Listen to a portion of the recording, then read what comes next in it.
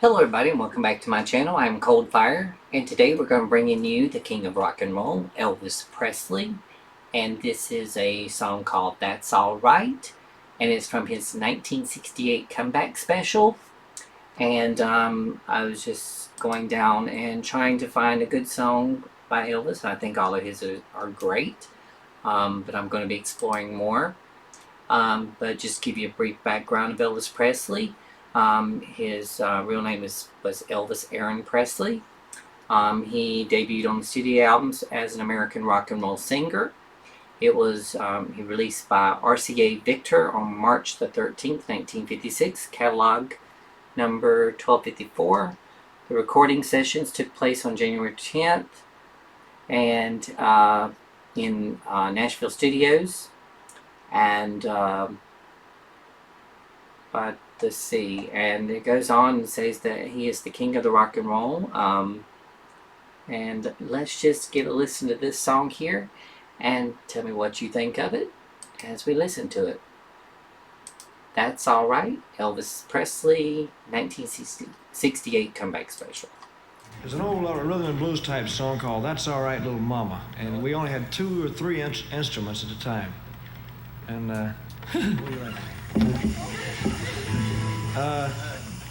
we had a guitar, a bass, and another guitar. And it went like this. Well, that's alright, mama. That's alright with you. That's alright, mama. Just any way you do it. That's alright.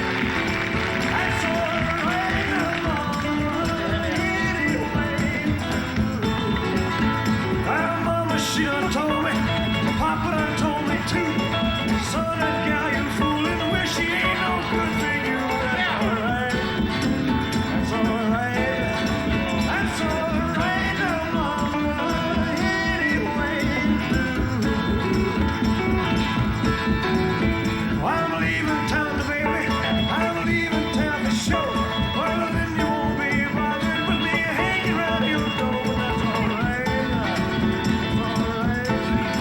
That's alright, mama. Anyway. Well, oh yeah, all right. Well,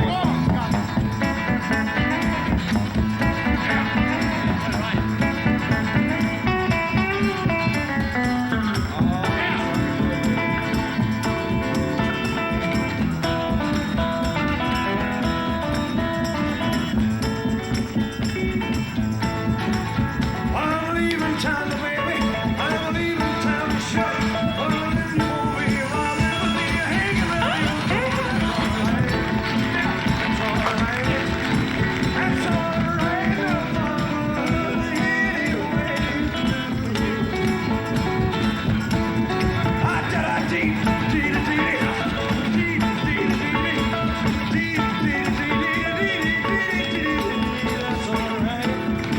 That's alright. Come here, baby.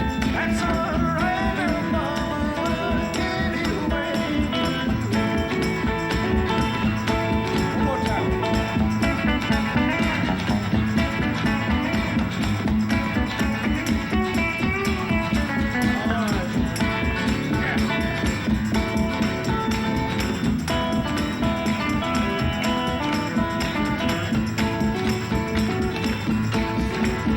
Well, I'm leaving town, baby.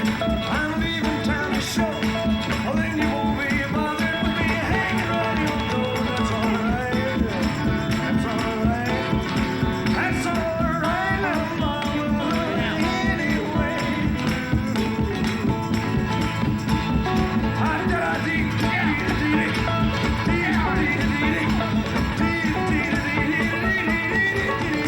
That's alright. That's alright, mama.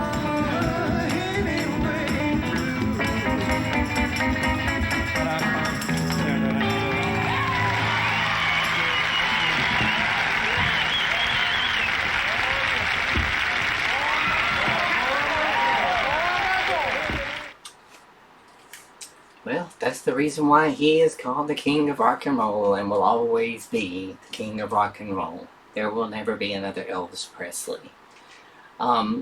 I just want to share a true fact that I knew. I know that I saw the movie, and Elvis Presley was always way ahead of his time.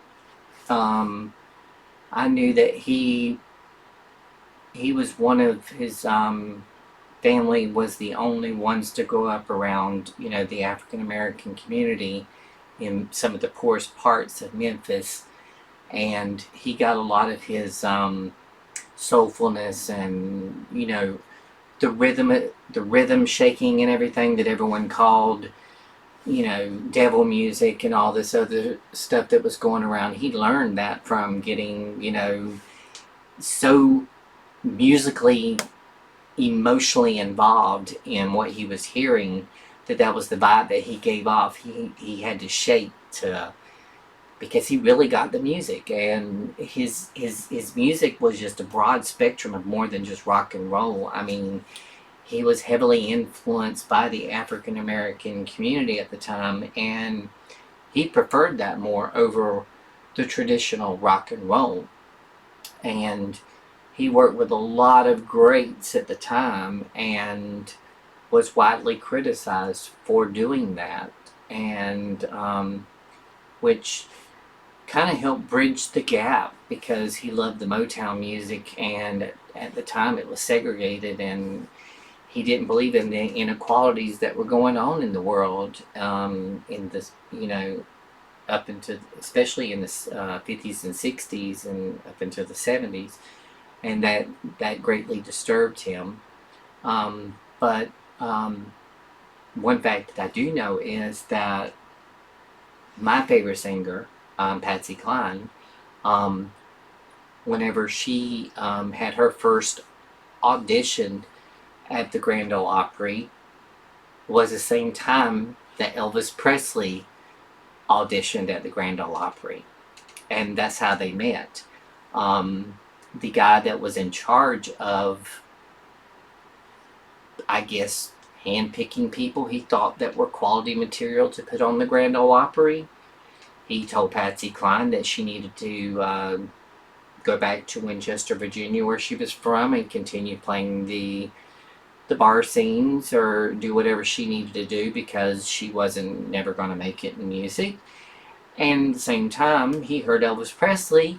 He said that he was not going to ever appear on the Grand Ole Opry, that he needed to keep his day job as a truck driver, which he had at the time, trying to make ends meet. In all the books and the history books that I've read, Patsy Cline and him exchanged numbers, and there were supposedly letters wrote back and forth between him and her during the 60s, because they both believed in racial equality and equality for everyone long before anyone else did in music that was mainstream. But I do remember seeing the telegraph that was auctioned, that was sent the day Patsy Cline was killed on March 5th, 1963. Elvis Presley had sent a telegraph, with his condolences to Patsy Cline and her family, and that, she was extraordinary and gone before her time.